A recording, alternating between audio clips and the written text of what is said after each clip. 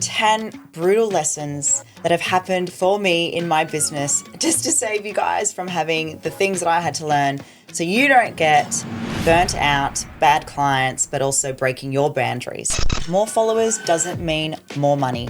It does look like you have more money, but really, guys, it's all about the engagement and views. Nice, vague content attracts nice, vague clients. If you don't set standards, your clients will set the standards for you. You're not behind, you're just under. I'm going to give you the most 10 brutal lessons that have happened for me in my business, scaling the business, just to save you guys from having the things that I had to learn so you don't get burnt out, bad clients, but also breaking your boundaries. This is just truths and it's coming from a place of love. Probably feel like I need an alcoholic drink, but let's get into why this is going to be a really great opportunity for you to understand the learnings, but also for you guys to not make the mistakes I made. So here it is, 10 brutal lessons that I made from scaling my online business. So before we get into it, this is your reminder. What are you doing? To press the button, you need to do the subscription. Make sure you guys subscribe to say it with your chest. It is really important that we are really getting more of our message out there. And because, we're really here to be of service and impact, we want more people to have the ability, the trust, the confidence to have the ability to use their voice. And this is your opportunity right now to help us get better guests and have more incredible opportunities to share our moments, our chest moments, our truths, our authority, our lessons, our relationship stuff, our wins, because it all comes down to you having that voice. And it begins with you clicking that button. So let's get into it. My first brutal lesson is number 1, more followers doesn't mean more money. I'll say that one more time. More followers does not mean more money. It does look like you have more money, but really, guys, it's all about the engagement and views. And I've shared on my Instagram, I've shared on my podcast, when I bought followers, it didn't give me the money in the bank. It gave me validation metrics. And we're not here to have the business that is grown based on virality. It is great to go viral, but switch that belief from visibility to having presence, to having a strong message and a voice that you stand for. If you're chasing followers and your bank account doesn't match, you're going to be left behind. Number 2, nice, vague content attracts nice, vague clients. The minute I realized my content, wasn't true to who I was safe and really just holding myself back and playing small, it attracted those type of clients. We've recently, realized when we reflected on years of, past clients, how often me and Joy would have these conversations about, these are not our people, and those types of people were vague. They weren't doing the work. I'm sure they were really great people, but they just didn't have the ability to be able to hold the capacity of building a business. They were needy. They were always complaining and also really nasty towards the end, which is something I really take ownership and responsibility, for.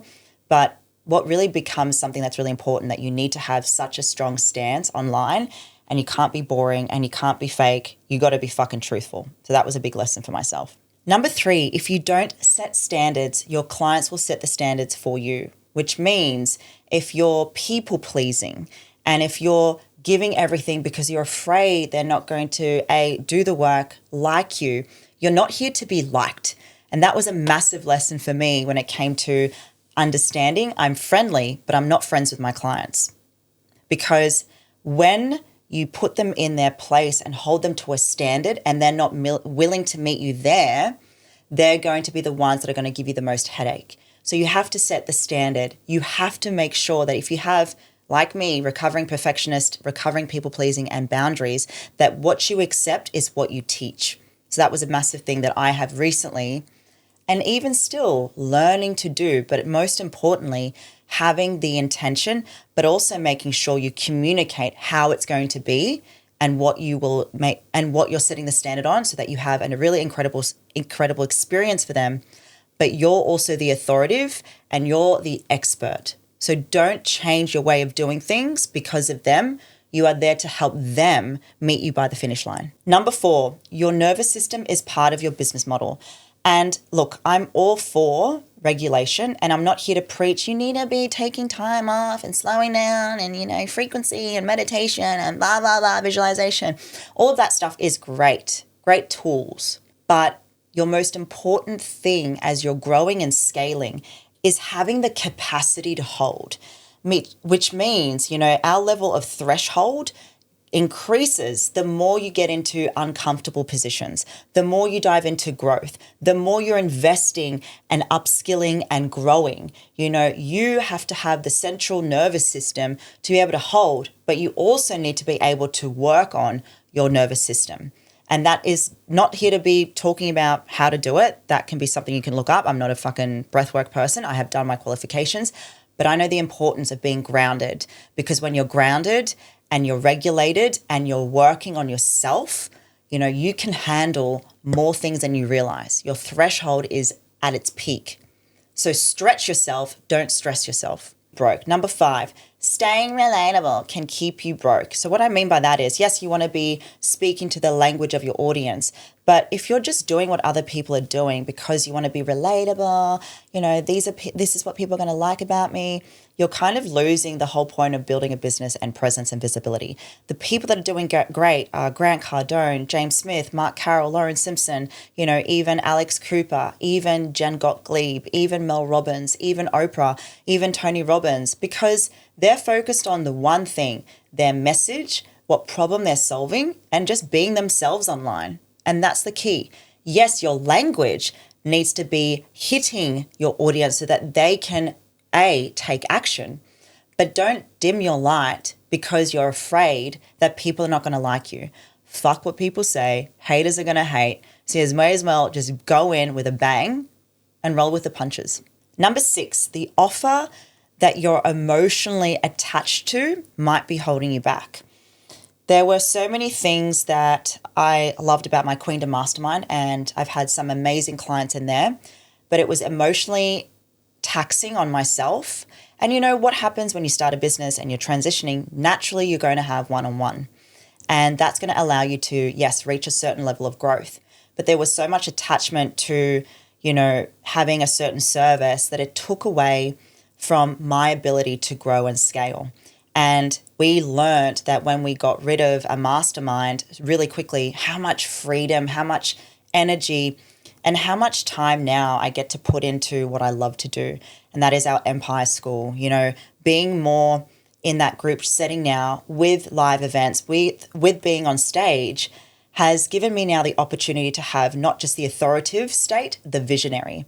And so I love that we now have made that decision, because emotionally I was too afraid to let it go. But what has been a great lesson and a great opportunity now is that I'm now focusing on being on more stages, and I'm not going to be as accessible. And that means it's better to be in a space where you're allowing people to see how you are in a group setting. Gives you more time and freedom to do the things you love. Number 7, you can't outsource courage. You can only outsource admin, the tasks you should no longer be doing. Everyone wants to have a business. Everyone wants to be confident. Everyone wants to have the 7 figures plus. But in terms of getting there, you need to have the courage to be a leader and a business owner. And people would rather have other people do the things for them because they're too afraid to have the courage to speak, the courage to show up, the courage to use their voice. And a lot of the times in business, especially if you're a very high achieving woman, the masculine wants to do everything. But the most important thing is your courage to let go of that control of delegating things that you shouldn't be doing versus having the courage to be in your zone of genius is what's going to allow you to grow even faster. And that's been the biggest game changer, hiring the staff and team we have now. And it's something that I really want to encourage you guys to do too. Number 8, you'll outgrow some clients, some offers, and some rooms.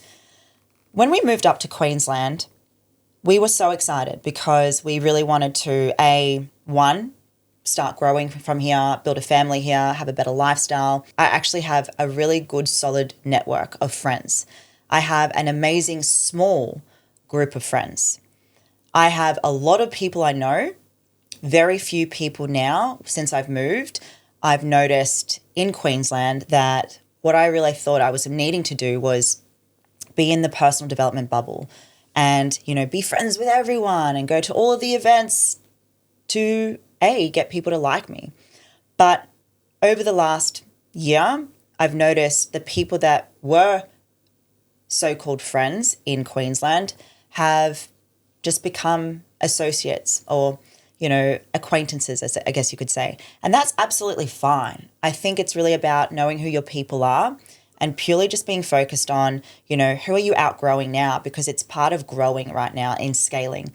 We really went down such a big change and we've outgrown a lot of clients. We've also brought in so many new amazing clients. And the clients we have now are doing the work. They're showing up. They're disciplined. They're excited and they're willing to do the work. And it's just a reminder that this is going to happen. And as you get bigger, you'll start to know who your real friends are, who are just your networks, and who are just your acquaintances. Number 9, your audience will not respect you if you're always apologizing. If your voice is always about, oh, I'm sorry for doing this. I can't believe I did this. Nah, you're just honestly buying into your own victim mentality. And I think it's really important that for you guys to know the truth. There was so much fear at one point when I was really just going, I'm just going to be me. So many people unfollowed me. So many past clients, so many people that, were in my world that aren't. And that's because I was just playing it safe still. You can have such authority and have such a great impact. But if you're just nice to everyone and apologizing for what you're saying, you're dimming your light and you're playing it safe. And really, I'm a firecracker. I will say what I say and I'm incredibly kind. I can be very direct and it's also been a strength and it's also fucked me in the past. But I'm not going to apologize for speaking my truth. And I'm not going to apologize if people don't like that I'm growing bigger than them. Because what I'm really noticing now is the bigger I get, the more I play big, it's triggering people. And at the end of the day, the people that are following you, that are going to be in your world, that are going to love you for who you are, they're going to stick around. And people that don't, well, that's on them. And that's okay. That is just a reflection of their insecurities. I'm here to be me, unapologetically, as a leader and as Tam. Last but not least, number 10, you're not behind, you're just underexpressed. We've had such an amazing year. We've also had a lot of hardships, a lot of things we had to work through. When I thought I had to just be the strong one online, didn't feel right for me to just be someone that put up all the good things in my life. I have probably been the most vulnerable, open, sassy, expressive person online. And it's brought me more amazing conversations with people because they're like, actually, thank you for being so genuine, so honest, sharing your hardships, sharing what you've been through. It doesn't make me a failure. It doesn't make people not want to work with me. It makes people want to still be in my world and work with me. And that's the difference. If you feel like you're behind, but you're showing up and you feel like no one's going to work with you because you're going through the trenches, I can tell you now, we've made more money because we showed everything. We talked about everything. We didn't hold back and we expressed everything from the heart. It's not easy having a voice. It's not easy having a stand for something that's greater than you. But I can tell you now what's been the most amazing thing from all these brutal lessons, having the ability to go, wow, I didn't die. And I can sit here with more energy, with more respect, with more love, with more appreciation, with more understanding, and more the ability to have just absolute control in my life and control in who I am. And I know come next year, you're going to see another version of me that's even bigger. So brace yourself. But I would not change anything I've been through for the world because it's made me who I am and a better leader. And I want to encourage you guys now to really look at what are the lessons you've had, how you can be a better leader, and how you want to set the tone for 2026, but also being more you and owning it. My name is Tamara Meyer. This is Say It With Your Chest. And I would love for you guys to comment, what was your hard lesson for you? What really hit home? DM me, share it in the description, share it in the box that we've got, a Q&A box part of this episode. And I cannot wait to see you next week. Have an amazing day. I remember the first time I spoke on stage. My heart was racing, palms sweaty, voice was shaking. I was terrified. Not because I didn't know what to say, but because deep down I was afraid of being seen. I was afraid of my own power. But here's the truth no one tells you. Speaking isn't about perfection. It's about connection. When you step onto stage, whether it's a room of 10 or 10,000 people aren't just listening to your words. They're feeling your energy. They're watching to see, does this person believe in what they're saying? Does this person believe in themselves? The power to command a room comes from owning your story, not performing a script. That's what amplifies your voice, and that's what creates impact. I spent years shrinking myself, dimming my light, thinking I had to sound like everyone else to be taken seriously. The moment I let go of the performance and I chose to lead with my truth, my voice changed, my business changed, my life changed, and that's what I want for you. Because when you learn to speak with authority, to lead with conviction, to show up as the fullest, boldest version of you, you don't just inform. You transform. Own your message and create the kind of presence that moves people into action, because your voice is your greatest asset. It's time to use it. So if you're ready to stop shrinking, if you're ready to step into the leader you were born to be, join me at Show Up and Speak Live. The mic is waiting, the world is waiting, and so am I.